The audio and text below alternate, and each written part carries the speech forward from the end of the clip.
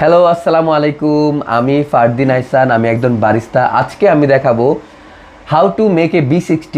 B60 হলো এমন একটা ব্ল্যাক কফি যেটা হ্যান্ড ব্রিউ কফি, যেটা আপনার হাত দিয়ে বানাতে হয়, যেটা মিডল ইস্ট কান্ট্রিতে অনেক ভালো চলে, বিশেষ করে সৌদি আরবে এটা অনেক ভালো চলে। এটা সৌদি আরবে পারছেন মানে আপনার জব হয়েছে।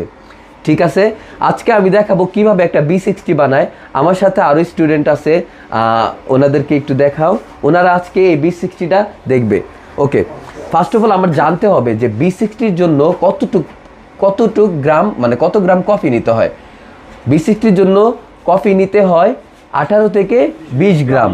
ঠিক আছে, B60-র জন্য কত গ্রাম কফি নিতে হয়? 18 থেকে 20 গ্রাম। আর B60 রেশিও কত?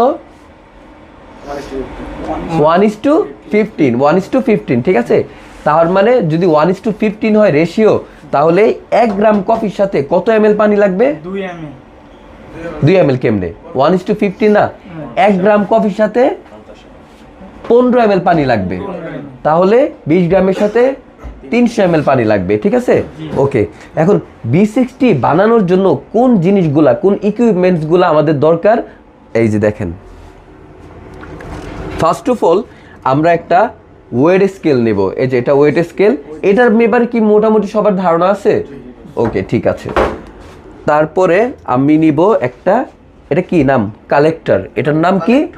কালেক্টর। এটার নাম কি? কালেক্টর। ওকে, এটার নাম কি কেউ বলতে পারবা? ড্রিপার। কি? ড্রিপার। ঠিক আছে, আমাদের লাগবে একটা ওয়েট স্কেল।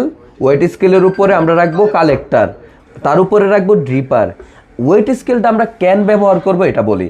ওয়েট স্কেলটা ব্যবহার করব যে আমি কত গ্রাম কফি নিচ্ছি। আমার যে এই কফির সাথে যে আমার 300 ml পানি দিতে হবে, পানিটা তো আমার মেপে দিতে হবে, না হলে তো কফিটা ভালো হবে না। সো এই জন্য ওয়েট স্কেলটা ব্যবহার করা। ওকে, ঠিক আছে। তারপরে লাগবে একটা ফিল্টার পেপার।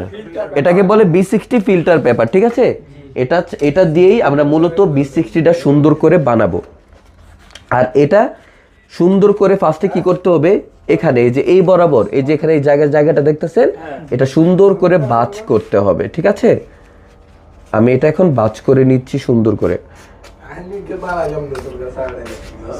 ওকে, ঠিক আছে, আমার বাজ করা শেষ।